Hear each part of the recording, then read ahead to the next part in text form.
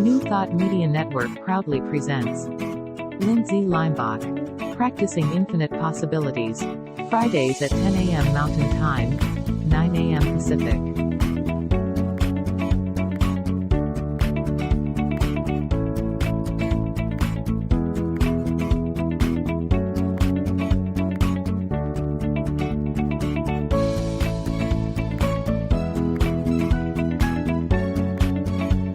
And now, here's Lindsay. Good morning, everyone, or good afternoon. You're on PIP on New Thought Media Network, and I'm happy to have you here. Today, we're going to be talking about priming our mind. Here, I have a little banner I want to show you guys. I can do it. Priming your mind to hear God. What does that mean? Well, we're going to take a deep dive, and I am going to explain in detail what priming is, why it works, how you can use it to actually connect with your inner God, to really hear your inner God. And we're going to do, it's going to be really, I wrote this down because today's show is going to be fun. At least I think it's going to be fun. Let's see. Now, put in comments. Let me take this down and let me just go over to the comments and see. Kevin's here. Thank you for being here. And I know my parents are listening. And, I think Shay might be out there. Trudy on YouTube. I really appreciate it. And I appreciate you guys putting in comments. And today's a good day to put in comments. So what do I normally start our class with is hearts. And so I got a couple hearts this week. Check this one out. Is that beautiful? Shay ran across this and sent it to me. And I really want to shout out and thank her for that. I mean, how do you feel when you look at that? Do you notice that the heart there kind of is like the heart on my shirt? What comes up? Do you think about maybe you were at a beach? Or maybe it was a dream you had? Or something very glorious? What does that picture make you feel? Obviously, it made Shay feel good and made her think of Pip and sent it to me. And so I'm like, totally shout out on that one. Check this one out. Trudy sent me this one. Is that cool? That's a statue. I think maybe one of her friends actually even made that statue. She makes magnificent artwork herself. Trudy does. But is that just so cool? So what does that make you? Do you see a heart in it? But do you see a bull in it? Do you see like the heart has a tongue? Or is it an octopus coming out? I mean, what's going on there? It's so awesome because what we're really doing when we do these hearts, and I say, everyone look for hearts. What am I doing? I'm priming your mind. I'm priming your mind. You go out and hopefully you go out into the world and you look around and you see a heart maybe in the sky, or you see it in a leaf, or you see it on an advertisement, and all of a sudden, Pip pops up and you think, there's a heart. There's a heart. Now, were you looking for that heart? Probably not. Because if you're consciously looking for a heart, then you're using your conscious mind. And that is not priming. Priming is in the subconscious mind. Okay, so priming is when the subconscious mind gets triggered, the subconscious mind, by something it sees, hears, I'm putting my nose, hears, smells, or maybe even feels. And then all of a sudden a thought pops up into your mind. This is a fabulous book. You Are Not So Smart. Here I have it next to it. You're Not So Smart. This actually has 48 different things that the brain does automatically on automatic pilot, and really explains that you're not really making a lot of conscious choices. So, if you think about it, like you think about your mind and how you think, that there's the conscious, So think of it as like an iceberg. There's the conscious thought that's up here, and then there's the subconscious mind that's down here. And when we're talking about getting in touch with God and hearing God, it's not in the conscious thought. It's in that subconscious mind in which we hear this incredible insight and love and compassion and answers. It's in the subconscious mind. So we want to tap into the subconscious mind and hear the subconscious mind from within, right? And so priming, let me put this up here. Oops. Okay. So priming is our behavior is when our behavior is affected by something we see, hear around us, and often without our awareness, which is absolutely true. You have to understand priming, you don't consciously have a priming moment. It's from a subconscious mind. Now let me show you something. You guys noticing anything different? What's different now? My clothes. As I told you, we're going to have fun today. Yeah. Hi, Pamela. Oh, thank you for coming. And Fiona, thank you for being here from Geneva. So, Fiona, what do you think if you just got on right this second and you saw me sitting here with this shirt on and I'm just talking away? Everyone is going to be primed different because I have skulls on my shirt. Now, if it was in October and you're in the United States, you'd be like, oh, maybe what would be, oh, she's in the festive mood for Halloween, right? That would be the thought that pops up because I primed you by wearing this. But then the season also affected your thought process. Now, if it wasn't, and it's like now, June, and she puts this on, and maybe you would think, oh man, she's going to talk about death today.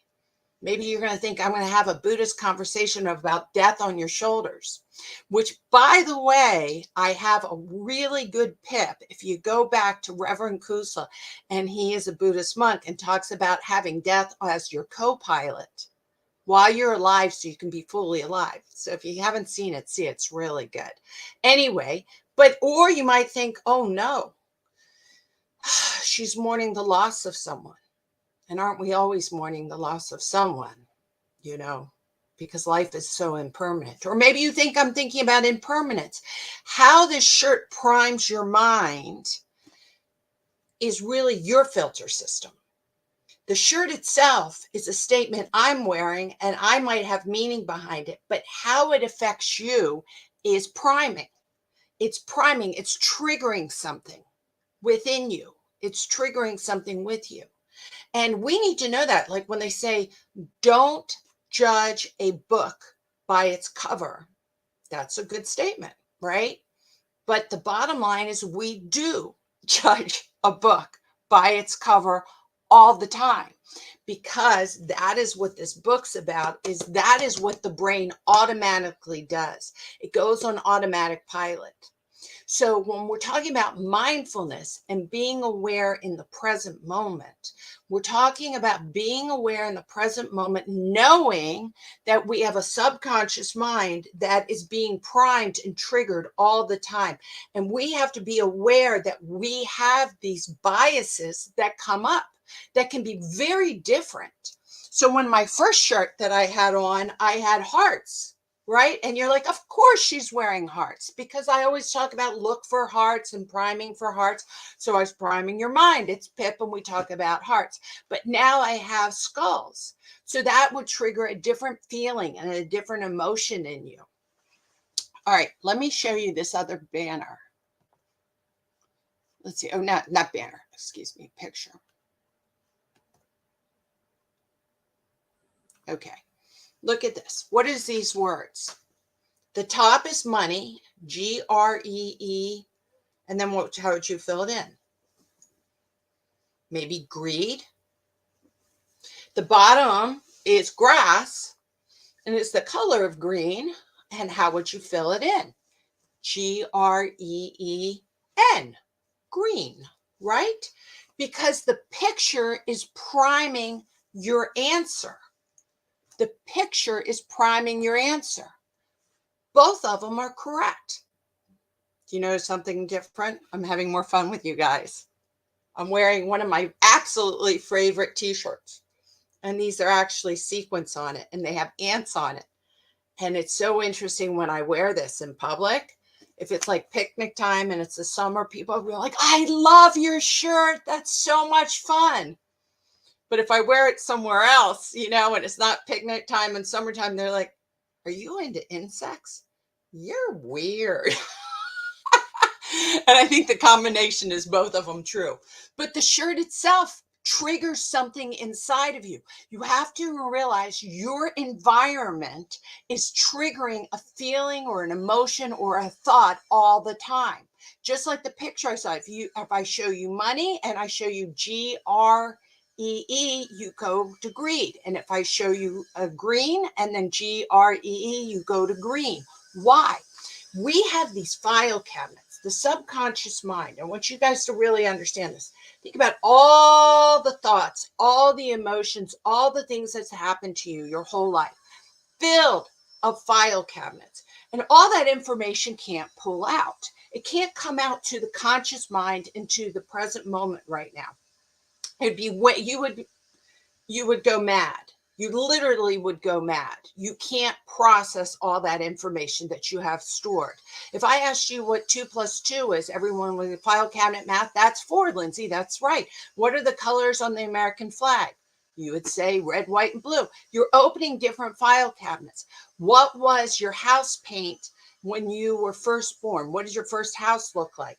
Another file cabinet. Where are all these memories? Where are all these thoughts? What is your childhood phone number, right? Boom, I got it, 462-4812, right? That's my childhood phone number. I have it. Why do I need that information?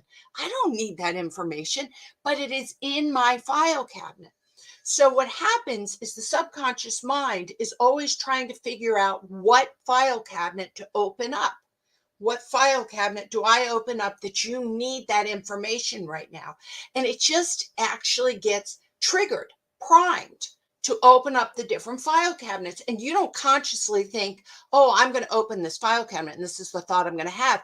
It just starts pouring the information up to you.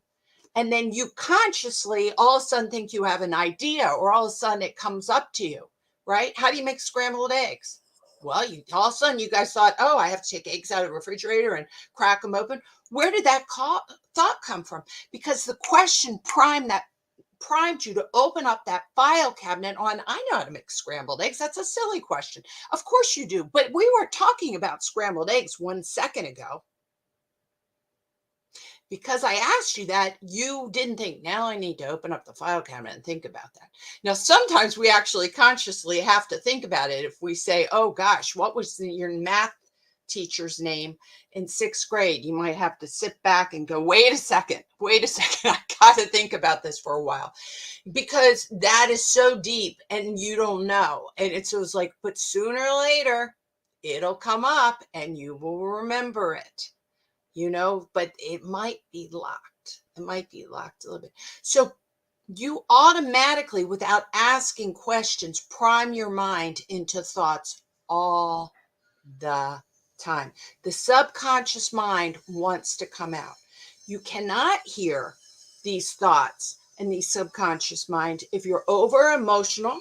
So if you're screaming and yelling and crying and grieving and, or even so silly, you don't have that access. It really starts shutting down. If you're super tired, I don't remember. I don't know. Just get me through the diary. Or if you're sick, all that easy flow of the subconscious mind to the conscious mind does not happen. So we want to be there when they say sit in silence, that sacred pause. I'm really upset. And then you think to yourself, I want to hear something good. I want to prime myself in a positive way. Well, I have this bracelet. And you see this bracelet, and it has 3 rungs on it. The Father, the Son, the Holy Spirit. Mind, body, and spirit. You can do whatever you want. It matters. But when I see this bracelet, it primes me to go to the positive thought of my inner God. It opens up that file cabinet. Do you remember when people used to wear a lot little bracelets, and you look at them and say, WWJW, what would Jesus, WWJD, what would Jesus do? And they wore it around all the time. And the reason why they wore it around is because as it crossed their mind, their subconscious mind said, oh, look at that bracelet. I'm going to keep priming you to stay in the flow of what would Jesus do, right? It kept doing that to you. Here, let me show you another one. And then I'm going to tell you some science. Let's see. Oh, I thought I had another one. Oh, that's okay. I didn't put up the other one. Well, I'll show you one that was very interesting.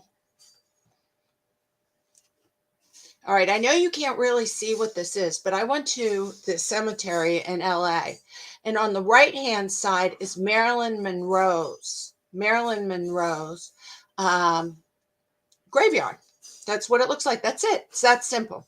And next to it is Hugh Hefner's, who died way after Marilyn Monroe. Hugh Hefner from Playboy.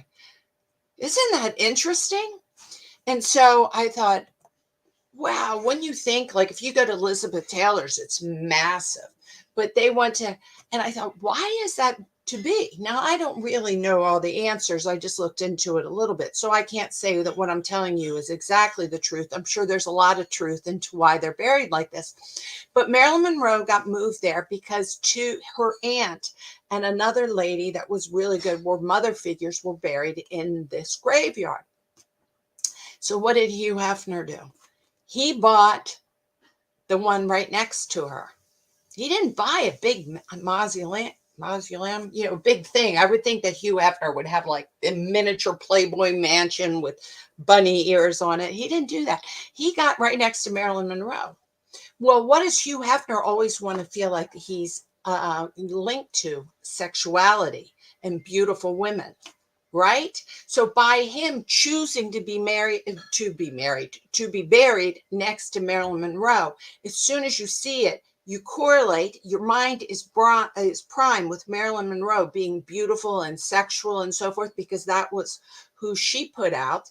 And then you see Hugh Hefner, and it just, that thought goes right into Hugh Hefner and all the things he did.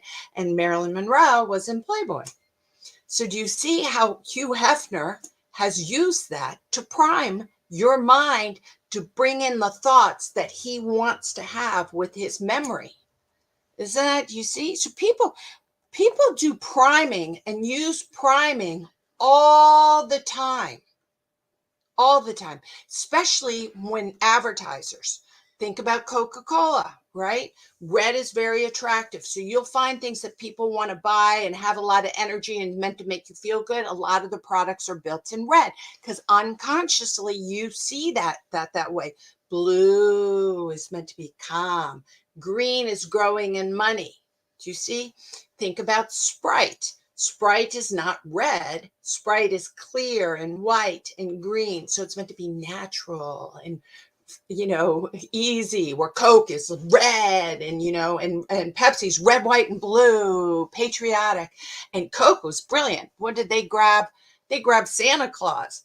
All those posters of Coca-Cola and at Christmas and Santa Claus. And you just think, oh, Coke is just something you bring into your home. It's a soda filled with caffeine and sugar, but they made it seem like it's a family tradition. Do you see? Companies and businesses have been using priming all the time, and we prime our life all the time. So just real quick right now, look up around. What do you see? Don't look at me. What do you see around your room? What room are you in, and what do you see? Or maybe you're in the car. What do you see? The things that are around the room, just like Coca-Cola, they are priming your mood. I'm not kidding you. They're priming your mood. Just like people's shirts and people's clothes, people smiling to you, people not smiling, you're going to have a subconscious reaction to it. So how you have the power is to choose what you put in your room, because your room that you're in is opening these file cabinets, right? It's opening up these file cabinets. So you guys might see I have this little wonderful Buddha, which I actually got at the 99-cent store, and I love my beautiful Buddha. What does that do? I have that in the background here, priming your mind, knowing, oh, you don't realize that you're looking at it, but you are looking at it. And if you recognize the Buddha as a peaceful, calm thing, then subconsciously you start associating that I might be talking about peace and calm. Now, I have this wonderful troll guy. Is he hysterical? So sometimes I have my troll guy out in the back. I put different things. And that's like, oh, either she's ridiculously still in her childhood. I loved trolls when I was in 3rd grade. So stuck in my 3rd grade. Or I'm silly and I'm fun, right? Silly and fun. What do you see in your room? Do you have pictures of nature? Nature primes your mind to be calm. Do you have pictures of loved ones that you actually, when you see them, they make you smile? Or do you have things that actually cause pain? You could have things that cause pain in your room. Or do you have nothing? And you need to step up and prime your mind. I make these coffee mugs. This is my family coffee mug from Ice House Landing, where my parents lived for a long time in Maryland. I made this, so every time I drink it, I'm priming my mind, thinking about my family. That file cabinet is opening up, right? I have another silly coffee mug up here. This is Randy and I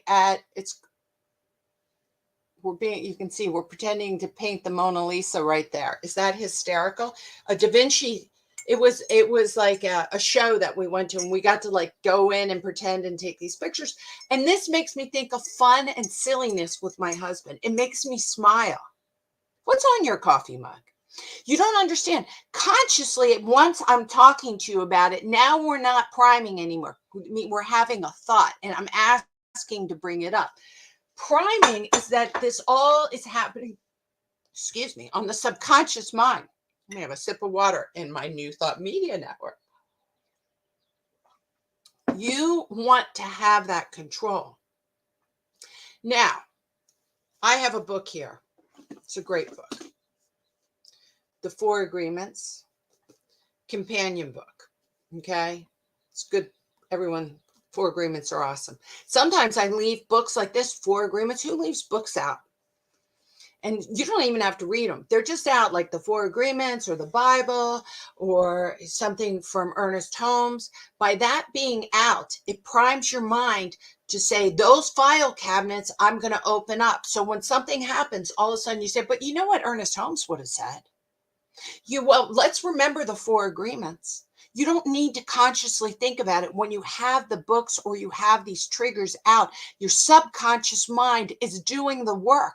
You have to understand the work really is done in the subconscious mind. The conscious mind can only hold on to pieces of information, right? Just bits. That's why we take phone numbers and we put them into groups, because the conscious mind can only hold on to bits. The subconscious mind holds on to and is filtering everything. So we want to access and use our subconscious mind all the time. We want to put out things so we can unlock saying, what would God do?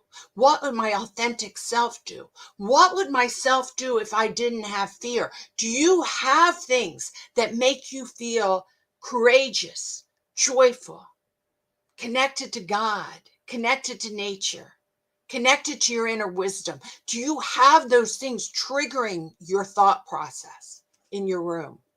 If you have something really good in your room, drop it in the comment. Anyway, so here I got, all right, so let's say we have a problem. I have a problem. I don't know how to handle it in the conscious mind. I need to prime and open up some file cabinet in the subconscious mind, but to find that answer, because I don't know what the answer is. So then a lot of times I like to take a really good book like this, but the truth is you can almost take any book, open up it randomly. Okay, here, open up random, page 95, middle, it says, Whoever crosses you becomes your best mirror. The best way for you to measure your own evolution. You don't know how well you're doing before you have the challenge. Did that open up an idea? Now, I didn't read that well because I just opened this random. Okay, whoever crosses you becomes your best mirror. The best way for you to measure your own evolution. You don't know how well you are doing before you have a challenge. Okay, is that a message to you? Is that a message to me? Am I priming my mind with that thought now? And then I sit back and I say, oh, guess where I'm going? For real. Guess where I'm going? Sacramento. I'm going to Sacramento because my son is graduating from the police academy on Thursday. And I'm driving up tomorrow and my family is coming in. Now, I don't want to say that my family's a problem, but they are a mirror for me, right? Because they prime me in a certain way. And sometimes they open up all the file cabinets of me being a child that I don't have.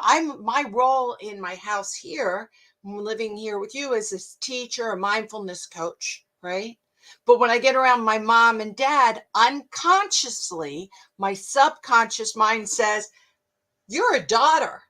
You can be a little girl. You want a hug from your mom and your dad. I want them to hug me differently than I want my husband to hug me. And I don't ask my husband to hug me that way. But when I get around my parents, I kind of melt. I'm like, oh, my mom and dad, right? Because they're priming my mind. So when I'm saying that you're priming your mind and to hear God, please know that is 100% true. How do you hear God? How do you hear your subconscious mind? How do you hear your heart? I don't care how you say it. How do you listen to yourself? Your conscious mind has to tap into your subconscious mind. Your subconscious mind is connected to everything. We have our own subconscious mind from what we've learned, but we have collective conscious subconscious mind, and we have karma, universal energy that carries from past lives to this life. At least that's the way I feel. That's all in the subconscious mind. And I need to find the key to open up that file cabinet so I can hear it. What are the keys do you have in your house? What do you do in the morning? This is a big question. What do you do in the morning to prime yourself, to access that subconscious mind? So all day long, you're looking for the good, the mind, body, and spirit connection.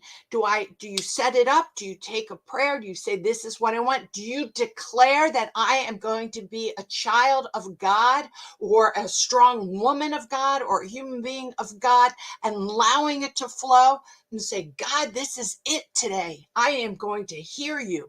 If you say that in the morning, you're priming your mind for the rest of the day, for the subconscious drawer to be opened up so that information can come out. But if you go and you watch news and bad stuff, and you feel greed and you feel angry and you feel like you're unworthy, you're priming your mind saying, nope, none of that file cabinet's going to be opened up. I am not going to have self-worth today. I'm going to feel like crap. It's up to you to prime your mind to open up the pathways of the subconscious mind for it to come through. That is so exciting. So exciting. Okay, I told you I'd get pretty excited. I knew I'd have fun today because I have all my different clothes that I was going to do. I think I did that pretty well. I'm pretty excited about that. I want you all to know that next week I will be in Sacramento. So I am going to arrange it that my PIP show will be on neuroplasticity. And I did it. And it really talks about what wires together, fires together, and how the brain does that. It really goes with this whole priming idea, because when we have these ideas and these conscious thoughts and we bring it to the conscious mind then gets to make it habit, gets to make it known, gets to neuron fire together, make it bigger and better, and put it back into the subconscious mind so it can come back again. And so I explain that next week. So I hope you guys can all enjoy that. Please, peace and blessings to everybody. I really want to thank you all. I want to say, if you want to get in touch with me, feel free to always go to centeredmoment.com. That's my website, or centeredmoment@gmail.com, or just message me. I love to mindful coaching and really tapping into that subconscious mind and trying to see what are the habits in there that are popping up that we need to now decide to change through neuroplasticity, knowing awareness, having joy. And I want to thank New Thought Media Network so much for everything you guys do for us and allowing to have this platform. May this troll and these ants bring joy to your whole day, saying, can you be silly and fun? May my Buddha remind you to be peaceful. May my shirt that had the skulls on it remind you that everything is impermanent. And so we should really embrace the present moment and just love it and know that things change and not be surprised by it. May impermanence actually make you feel more alive. So I'll see you guys in 2 weeks, but you will see me about neuroplasticity next Friday. Peace and blessings. And remember to always to give to New Thought Media Network when you're donating. It is a nonprofit organization. Love to you all, guys. Thank you. Thank you for showing up. Oh, and will you like and share this? That would be great.